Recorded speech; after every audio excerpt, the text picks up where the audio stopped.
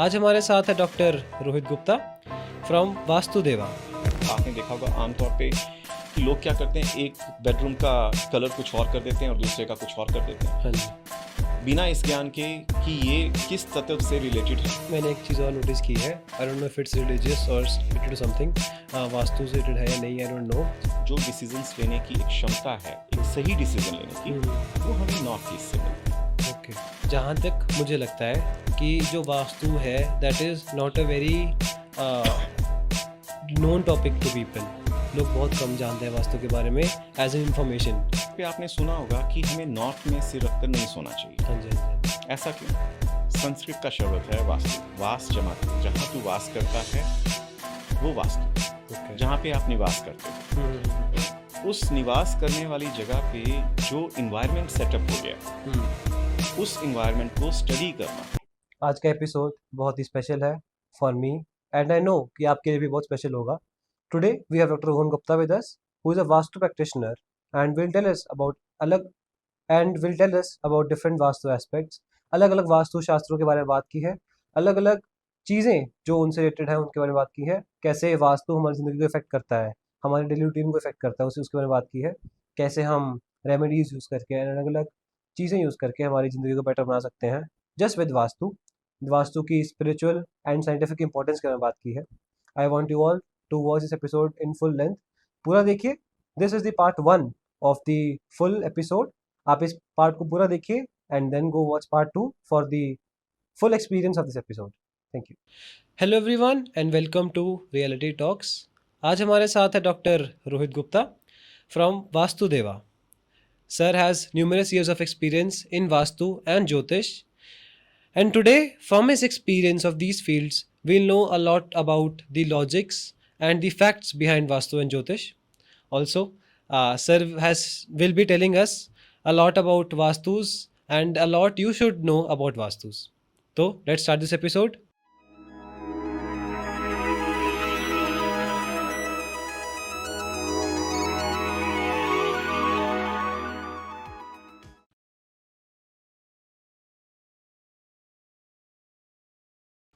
तो सर, इस एपिसोड की शुरुआत में I like to know about your expertise, मतलब आप वास्तु एक्सपर्ट हैं, तो I know from you that what is vastu. देखिए, पहले तो मैं यही कहूँगा कि मैं एक वास्तु प्रैक्टिशनर हूँ, ओके, सॉरी। एक्सपर्ट नहीं हूँ, हाँ जी। क्योंकि ये विद्या सनातन की विद्या है और इसमें आप जितनी प्रैक्टिस करते चले जाएंगे उतने ही आप बेहतरीन होते चले जाएंगे। अब दूसरी बात करते हैं कि वास्तु क्या है। संस्कृत का शब्द है वास्तु, वास जमातु, जहाँ तू वास करता है वो वास्तु है, ओके। जहाँ पे आप निवास करते हो। उस निवास करने वाली जगह पे जो इन्वायरमेंट सेटअप हो गया, उस इन्वायरमेंट को स्टडी करना। जैसे कि आपको या तो नींद बहुत ज़्यादा आती है, आपको गुस्सा बहुत ज़्यादा आता है, आप बहुत अच्छा ढंग से सोच समझ सकते हैं और एक महान इंसान बन जाते हैं। कोई उसी तरह के इन्वायरमेंट में ना रहते हुए दूसरे इन्वायरमेंट में रहता है तो वो इतना अच्छा नहीं बन सकता कंपेरेटिवली उसकी तरह। हाँ जी। तो इस वातावरण को स्टडी करना वास्तुशास्त्र कहलाता है। ओके। और इसी इन्वायरमेंट के ऊपर सारी चीज़ें डिपेंड करती हैं। ओके। ये वास्तु है। वास्तु में हम सिर्फ दिशाओं को नहीं देखते, पंच तत्वों के मेल को भी देखते हैं। कि पंच तत्व मतलब 5 एलिमेंट्स। जैसे नॉर्थ को जल दिशा कहा जाता है, ओके। ईस्ट को या हम ये कहें पूर्व दिशा को, उसको एयर एलिमेंट कहते हैं। जब हम बात करते हैं अग्नि दिशा की तो वो साउथ आ गया। जब हम बात करते हैं पश्चिम दिशा की तो उस वेस्ट दिशा को हम स्पेस कहते हैं। ओके। तो एयर, वाटर, स्पेस और फायर, बीच में हमारे आ जाता है अर्थ एलिमेंट। ओके। तो ये पांचों एलिमेंट्स के साथ इनका जो तत्व ज्ञान है, उसको जो हम अंडरस्टैंड करते हैं, उसकी जो प्रैक्टिस करते हैं समझने की, उसको हम वास्तुशास्त्र में लेके आए, इंक्लूड करते हैं। ओके। आपने बताया कि वास्तुशास्त्र सनातन का एक हिस्सा है, तो I would like to ask कि इन मॉडर्न डे वर्ल्ड हम स्पिरिचुअलिटी मतलब सनातन और साइंस को अलग अलग डिफ्रेंशिएट करते हैं, बट वास्तु जैसे एक विद्या है, things like vastu and astrology, they are combination of both. जहाँ तक आई थिंक, बाकी you are the practitioner, you know better than me, जहाँ तक आई थिंक कि जो वास्तु है एंड एस्ट्रोलॉजी है, they are the combination of science and spirituality. Also, I don't want to differentiate science and spirituality. They are the same thing. As far as I think. तो I would like to ask you कि वास्तु में what are the elements या जो ऐसे तत्व हैं जो उसे इन्फ्लुएंस करते हैं वास्तु को. देखिए, आमतौर पे लोग समझते हैं कि वास्तु का अर्थ है कि यहाँ घर बना लिया तो उस घर के अंदर कहाँ कहाँ पे कमरे बनाने हैं, कैसे बनाने हैं, खिड़कियाँ कहाँ बनानी है. हाँ जी.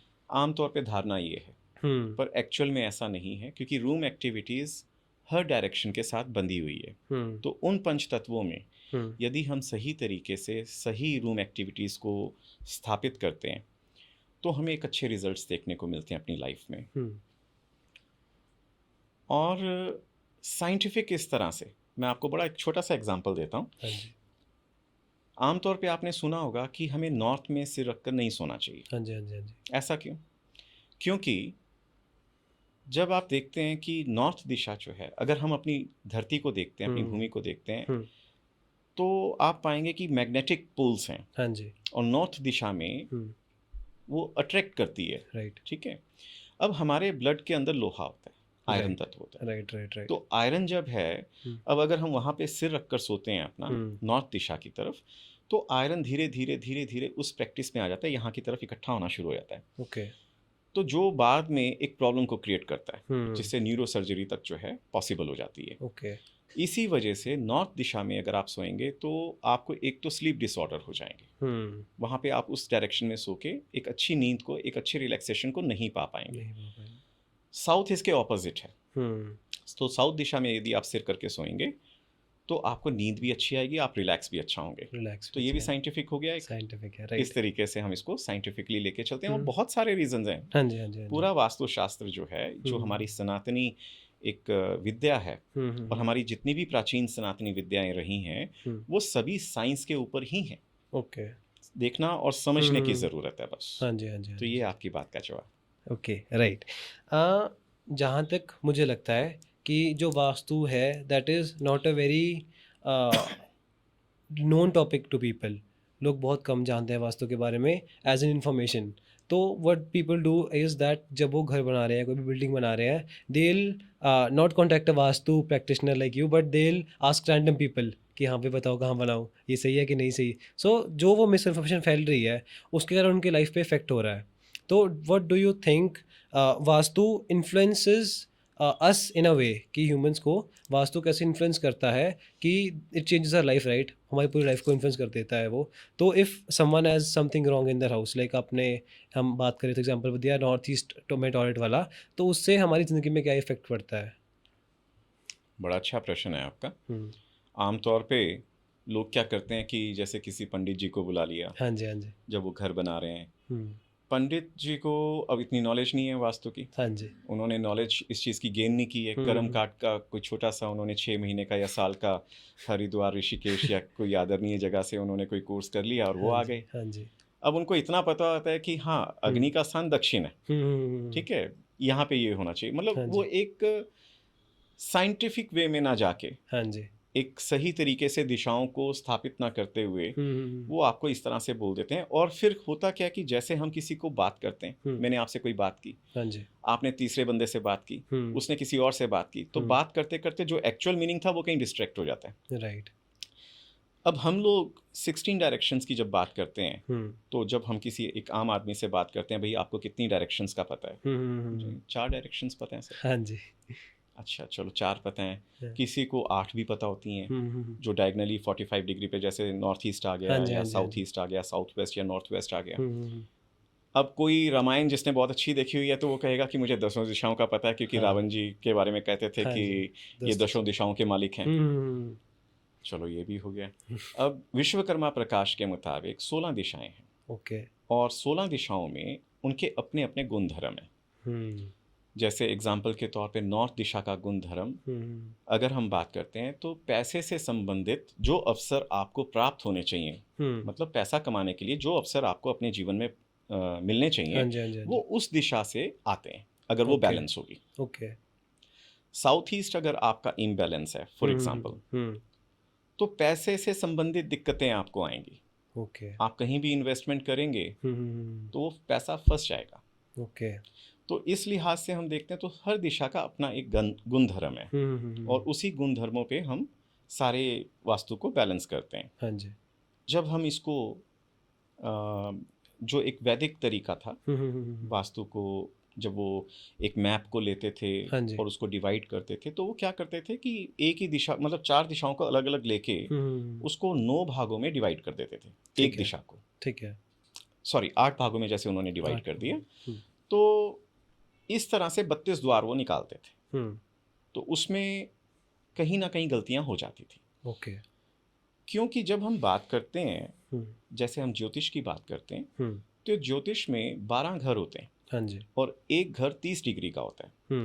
अब देखिए, सनातन में भी मैथमेटिक्स का कितना बेहतरीन उपयोग किया गया था। सही बात है। तो 30 डिग्री का एक घर, और फिर प्लैनेट्स कितने डिग्री चल चुके हैं ये भी उसमें आता था। हाँ जी।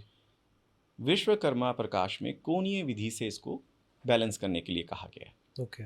तो शायद ये बात वैदिक में कहीं ना कहीं गलती से रह गई, छूट गई। जो आजकल इसके जानकार हैं उनकी बात कर रहा हूं। हाँ जी, हाँ जी, हाँ जी। तो जब हम इसको डिग्री में लेते हैं, तो हम इसको सर्कुलर वे में लेते हैं, जिससे हमें एक एग्जैक्ट स्पेस देखने को मिलती है, एक एग्जैक्ट जोन जो है हमारे पास आता है। हाँ जी। हमें एग्जैक्टली पता लगता है कि नॉर्थ दिशा किस तरफ है और बाकी की दिशाएं हमें कैसे मिलती हैं।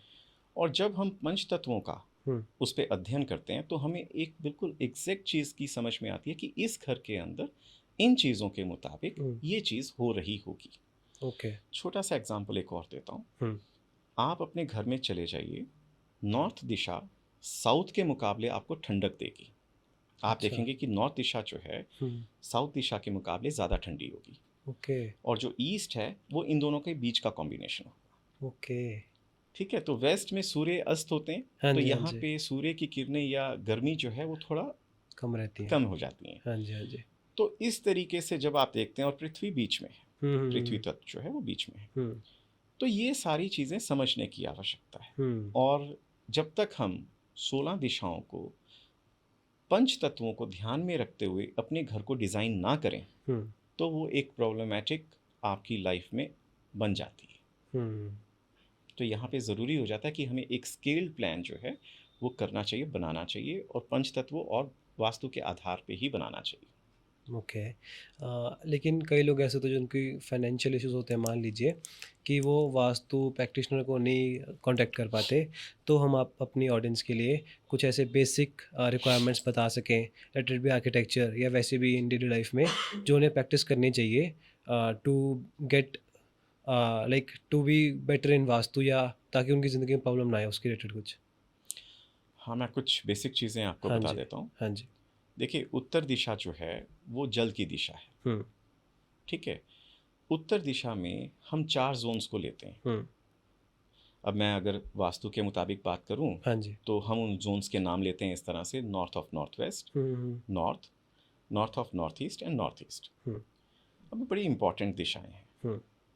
ये दिशाएं रिप्रेजेंट करती हैं आपके, जैसे मैंने अभी थोड़ी देर पहले कहा, कि जो पैसे कमाने के अवसर आपको ज़िंदगी में मिलने चाहिए वो यहाँ से आते हैं। हाँ जी। जो आपकी हेल्थ एंड इम्यूनिटी है, आपकी सेहत है, आपकी किसी भी प्रकार के रोग से लड़ने की जो क्षमता है वो यहाँ से मिलती है। इसी के साथ साथ जो हमारा माइंड क्लैरिटी है, जो हमारी एक क्रिएटिविटी है, हाँ जी। जो डिसीजंस लेने की एक क्षमता है, एक सही डिसीजन लेने की, वो हमें नॉर्थ ईस्ट से मिलती है। ओके। यहाँ पर टॉयलेट होना या किचन होना बिल्कुल अच्छा नहीं होता नॉर्थ ईस्ट में। ओके। या नॉर्थ ऑफ नॉर्थ ईस्ट में, या हम बात करें नॉर्थ की, तो यहाँ टॉयलेट होना आपके लिए बहुत नुकसानदायक है, और साथ ही साथ किचन भी यहाँ पर नहीं होनी चाहिए। ओके। इसी तरह से अगर हम नॉर्थ ऑफ नॉर्थ वेस्ट की बात करते हैं, तो ये दिशा किसी के यहाँ बालक नहीं हो रहा, जैसे पुत्र नहीं हो रहा या पुत्री, आई मीन बच्चा नहीं हो रहा है कोई भी, हाँ जी, तो ये दिशा उसका भी कारक है। ओके। और यहीं से आगे सोम का होता है। सोम एक देवता है जिसको हम वास्तु में कहते हैं, तो उनका भी बड़ा महत्वपूर्ण स्थान है यहाँ पे। और इस दिशा के अंदर भी, अब इस दिशा में नॉर्थ ऑफ नॉर्थ वेस्ट में यदि बेडरूम बनाते हैं तो अच्छा है। ओके। एक विवाहित कपल के लिए बहुत अच्छा है, जिनकी लोगों की शादियां नहीं हो पा रही हैं, उनका बेडरूम अगर यहाँ पर होगा तो बहुत अच्छा है। ओके। उनकी शादी, मतलब एक ऐसा लाइफ पार्टनर उनकी ज़िंदगी में एक ऐसा प्रावधान बनना शुरू हो जाएगा कि कोई ना कोई ज़रूर आएगा। ओके। लेकिन बशर्ते बैलेंस्ड हो, बैलेंस, इम्बैलेंस नहीं होना चाहिए। राइट। अब हम बात करें ईस्ट की तरफ की, जो एयर एलिमेंट है हमारा, तो एयर एलिमेंट हमें ग्रोथ देता है समाज के अंदर। हमारी समाज के साथ एक एसोसिएशन बनती है। ओके। समाज में हमारे कांटेक्ट कैसे हैं, हम अपनी लाइफ में कितने खुश हैं, हम जिस चीज़ को करना चाहते हैं उसके लिए एक मंथन करना ज़रूरी होता है, एक चर्निंग करनी ज़रूरी होती है, तभी हम एक डिसीज़न लेते हैं। इन दिशाओं में अगर ये बैलेंस्ड हैं तो ज़िंदगी के अंदर हमारी खुशियाँ बहुत अच्छी रहेंगी। यदि ईस्ट बैलेंस्ड है हमारा, तो ऑब्वियसली हमारा जो सोशल कनेक्शन है, एसोसिएशन है, वो बहुत अच्छा रहेगा। ओके। और इसी के साथ साथ यदि हमारा east of south east balanced है तो हम किसी भी विषय के ऊपर एक अच्छी चर्निंग, एक अच्छा सोच विचार कर पाएंगे। ओके। नहीं तो उसमें हम क्या होगा, अगर इम्बैलेंस होगा, हम बिना सोचे समझे जल्दबाजी में डिसीजन लेंगे जो कहीं ना कहीं हमें नुकसान करेंगे। तो देखो यहाँ पे हमने एयर एलिमेंट की ग्रोथ का देख लिया कैसे हो सकता है। हाँ जी। यहाँ पर भी मैं तो स्पेशली यही कहूँगा कि यहाँ पर ड्राइंग रूम हो अगर ईस्ट की तरफ, तो बहुत ही अच्छी बात है। आपका लाउंज हो, फैमिली लाउंज हो, तो भी बहुत अच्छा है। एंटी कलर्स ना हो तो बहुत अच्छा है। एंटी कलर्स में हम बाद में बात कर लेंगे कैसे क्या होता है उसमें। फिर आगे चलें तो हमारी अग्नि की दिशा आ जाती है। इसमें भी हमारे 3 जोन पड़ते हैं। अब अग्नि हमें क्या देती है? अग्नि हमें पावर देती है, कॉन्फिडेंस देती है, पैसा देती है, कैश रिलेटेड सारी चीज़ें जो होती हैं वो यहाँ से आती हैं। किसी भी चीज़ को शुरू करना चाहते हैं, जब तक हमारे अंदर एक अग्नि ज्वलित नहीं हो रही होगी, हम नहीं कर सकते। सही बात तो है। वो पैशन, जो वो शक्ति है, वो भी अग्नि देती है। अग्नि ही हमें फेम भी देती है। हमारी जितनी भी प्रशंसा होती है वो अग्नि की वजह से होती है। समाज में जितना मान सम्मान होता है अग्नि की वजह से होता है। और इसी के साथ साथ जो रिलैक्सेशन है, हाँ जी, वो भी अग्नि की वजह से होती है। ओके। तो अगर ये इम्बैलेंस हो जाए तो जितना मैंने आपको बताया सबका उल्ट हो जाएगा। ओके। साउथ ईस्ट में टॉयलेट आ गई तो डेफिनेटली आप कैश से संबंधित प्रॉब्लम से उलझे रहेंगे। साउथ ईस्ट में जल तत्व आ गया किसी रूप में, जैसे ब्लू कलर आ गया आपका, मान लीजिए ब्लू कर्टेंस आ गए, या ब्लू कलर किसी अवस्था में आ गया, वेवी शेप्स किसी अवस्था में आ गई, तो ये उसको इम्बैलेंस कर देगा। तो यहाँ पे उस चीज़ से बचना चाहिए। इसी तरह से हम आगे की बात करते हैं, आगे की जोन्स की, तो आगे चल के आ जाता है अर्थ एलिमेंट हमारा। ठीक है, अब अर्थ एलिमेंट का मतलब होता है स्टेबिलिटी, स्ट्रेंथ, सॉलिडिटी। अब किन चीज़ों में? आपके कैरेक्टर में, आपकी बातचीत में।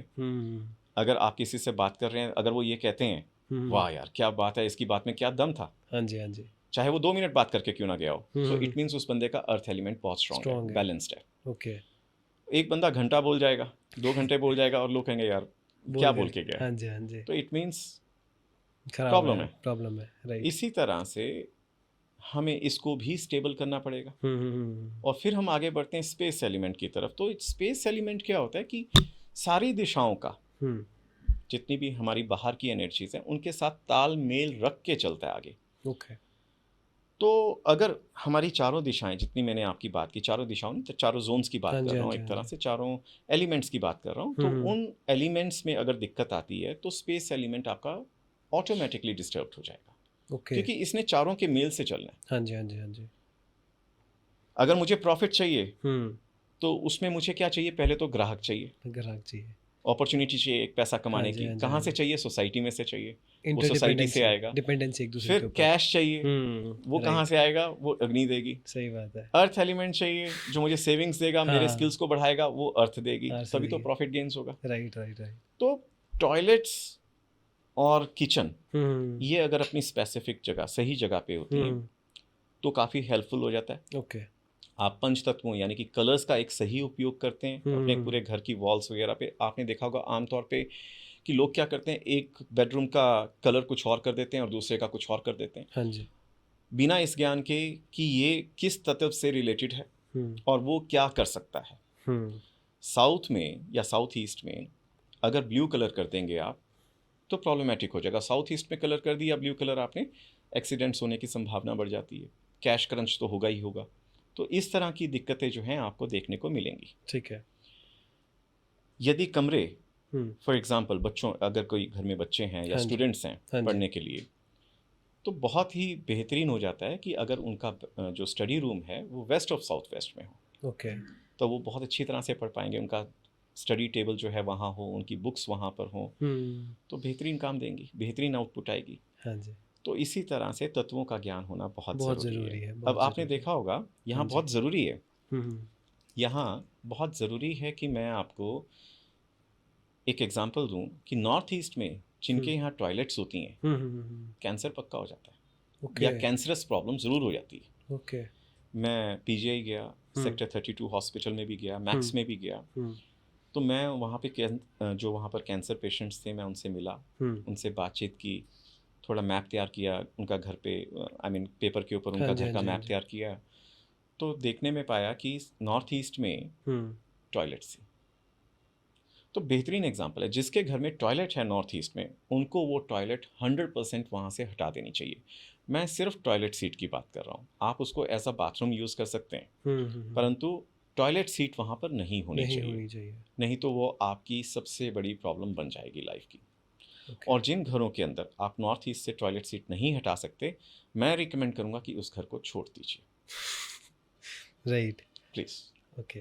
ऑल्सो मैंने एक चीज़ और नोटिस की है, I don't know if it's religious और रिलेटेड टू समथिंग, वास्तु से रिलेटेड है या नहीं, I don't know, but people have भगवान की तस्वीरें एट देयर डोर्स या outside their houses, it's mostly Ganesh ji pictures. तो इज़ दिस गुड और is this bad to have pictures of gods outside your homes? बड़ा अच्छा प्रश्न किया आपने एक्चुअली। आमतौर पे हम ये जो पिक्चर्स हैं, ये स्पेशली गणेश जी की हाँ जी। अपने घर के बाहर गेट पे लगा लेते हैं और हम सोचते हैं कि हमारा अच्छा हो रहा है। राइट। इसकी शुरुआत हुई थी एक्चुअली राजस्थान से। ओके। राजस्थान में लोगों ने श्री गणेश जी की प्रतिमा को या फोटो को बाहर लगाना शुरू किया, और आप देख सकते हैं कि पिछले 2-3 सालों में, 200-300 सालों में, आई मीन टू से, हाँ जी। कि राजस्थान की क्या हालत हुई है। वो युद्ध से ही बाहर नहीं कभी निकल पाए। राइट। और इसका एक और दूसरा मैं अगर आपको एग्जांपल दूं, तो माँ पार्वती जी ने श्री गणेश जी को द्वारपाल खड़ा किया था अपना, और आपने देखा कि हुआ क्या उसका रिजल्ट, कि Right. उनके ही फादर जी ने, यानी हाँ कि जी। भगवान शिव जी ने उनका गला जो है अपने त्रिशूल से काट दिया था। एक्चुअल में जो मंदिर है वो भी सिर्फ और सिर्फ जो शिव मंदिर है, वहाँ पर उनके द्वार पे गणेश जी की प्रतिमा या मूर्ति आप लगा सकते हैं। ओके। क्योंकि वो उनके पुत्र भी हैं और माँ पार्वती जी ने उनको खड़ा भी किया था। हाँ जी। ठीक है, तो ये जो है नहीं लगानी चाहिए। और मैं एक और चीज़ कहनी चाहूँगा, हर दिशा अपना एक गुण धर्म लिए हुए है, हाँ जी। उसकी एक स्पेशलाइजेशन है। उसी तरह से जैसे कि हमारे माता पिता जी की या हमारे अन्य रिश्तेदारों की, हर एक बंदे की कोई ना कोई स्पेशलाइजेशन है। हाँ जी। क्या हम अपने माता पिता को द्वार पे खड़ा करके उनको द्वारपाल गेटकीपर बना सकते हैं? बिल्कुल भी नहीं। फिर भगवान तो हमारे माता पिता के भी माता पिता हैं। हाँ जी। उनका अपना एक स्पेसिफिक जोन है, जो उनका एक स्पेसिफिक जोन है जिसको हम नॉर्थ ईस्ट कहते हैं। ओके। तो वहाँ पे वो देवीय शक्ति अगर स्थापित होती है तो हमें आनंदित करती है, हमें वहाँ पे ध्यान लगाने की हाँ जी शक्ति को देती है। अब इस पे भी मैं आपको एक बात बताता हूँ। आमतौर पे मैं घरों के अंदर जो मंदिर होते हैं उसके खिलाफ हूँ। ओके। क्योंकि हम मंदिर में वो सेवा नहीं कर पाते जो हम कर सकते हैं, जो हमें करनी चाहिए। Right right right. बहुत नियम है। आमतौर पे आज की डेट में ना एक फैशन सा बन गया कि लोग बड़े बड़े मंदिर बना लेते हैं, बड़ी बड़ी मूर्तियाँ रख लेते हैं। अब उसमें भी अगर हम सनातन में जाएंगे तो they are two different perspectives हैं इसके भी, या मैं कहूँ ऑब्जेक्टिव्स हैं। जैसे कि एक होता है जो प्राण प्रतिष्ठा होती है, एक चल प्रतिष्ठा होती है। दोनों का अपना अपना अलग अलग महत्व है। यदि हम उसको फॉलो करते हैं उन पॉइंट्स को, फिर तो ठीक है, लेकिन यदि हम उनको नहीं फॉलो करते हैं तो फिर वहाँ मुश्किल हो जाती है। फिर दूसरी बात, घरों के अंदर आमतौर पे आपने देखा होगा लड़ाई झगड़े भी होते हैं। राइट। ठीक है, खाना पीना भी कुछ ऐसा वैसा हो जाता है आज की डेट में। तो ये चीज़ें जो हैं एक शुद्ध ताकत के लिए, शुद्ध एनर्जी के लिए अच्छी नहीं होती, मतलब हमारे लिए अच्छी नहीं होती। और फिर वो जो पंच तत्वों का मेल होना चाहिए, जो घर के अंदर वो बैलेंस्ड होने चाहिए, तभी वो शक्ति आपको शक्ति दे सकती है। ओके। अब हम मंदिर जाते हैं, आपने भी नोटिस किया होगा कि हम कई मंदिर जाते हैं अपने जीवन काल में। हाँ जी हाँ जी हाँ जी। कई मंदिरों में कदम रखते ही ऐसा प्रतीत होता है, वाह मैं कहाँ आ गया, मतलब सिर्फ श्रद्धा से झुक जाता है। हाँ जी हाँ जी हाँ जी। कई मंदिरों में आप जाते हो, आपको पता ही नहीं लगता, आप जैसे विजिट करके गए, करने आए थे, आए और चले गए। Right right right. तो वो विश्वास, वो जो अंदर से भावना आनी चाहिए, वो नहीं हो पाती। इसका रीज़न समझते हैं आप? वास्तु। ओके। जो पिरामिड स्टाइल में जितने मंदिर बने हुए हैं पुराने, अगर आपने देखे प्राचीन मंदिरों में अगर आप गए हैं, तो वहाँ पर जाते ही आपका मन श्रद्धा से भर जाता है, एक अनुभूति होती है। शिवलिंग, जैसे हम शिवलिंग को स्थापित करते हैं, तो उनके पीछे से जो सूर्य देव की पहली किरण आती है, जो रोशनी आती है, हाँ जी। आर्द्रा एक नक्षत्र है, ओके। उस पीछे नक्षत्र के हिसाब से, प्लस जहाँ जहाँ और दूसरी विंडोज़ हैं, जैसे जैसे सूर्य देवता परिक्रमा करते हैं, उस तरीके से जो रोशनी सूर्य देव अपनी वहाँ पर देते हैं, उससे एक रुद्र की, एक भगवान शिव की जो अनुभूति हमें होनी चाहिए, वो एक्चुअल में होती है। ओके। और ये जो ज्ञान है, ये जो वास्तु का सही सिस्टम यूज़ किया गया था, वो प्राचीन मंदिरों में है। राइट। आज के मंदिरों में आप ये चीज़ नहीं देख पाएंगे, रेयरेस्ट होगा कि कोई आप देखेंगे। अदरवाइज प्राचीन मंदिर में, स्पेशली आप साउथ इंडिया चले जाइए, हाँ जी, वहाँ पे आपको बहुत ही बेहतरीन तरीका के शिल्पकार जिन्होंने मंदिर बनाए थे पीछे, आप वहाँ जाते ही, एंटर करते ही आपको वो श्रद्धा भाव पैदा हो जाता है। तो ये चीज़ें जो हैं, अगर हम घर में भी बनाना चाहते हैं, तो बैलेंस करना बहुत ज़रूरी है एनर्जीज का, तब जाके आपको ये एक शक्ति प्रदान करते हैं। बिल्कुल सही बात है। बहुत कुछ सीखने को मिल रहा है इस एपिसोड में। I hope you all like this episode of the Vastu Shastras with Dr. Rohan Gupta on the Reality Talks podcast. ये एपिसोड बहुत ही ज़्यादा इन्फॉर्मेटिव है, अलग अलग एस्पेक्ट्स में बात की गई है, वास्तु के बारे में बात की गई है, एंड आपको जो चीज़ें अपनी लाइफ में इफेक्ट करती है उनके बारे में बात की गई है। आई नो कि ये एपिसोड देख के आप सबको बहुत कुछ सीखने को मिला होगा, एंड आई होप कि आप सबने इसे पूरा देखा होगा। तो thank you all for watching part 1 and stay tuned for part 2।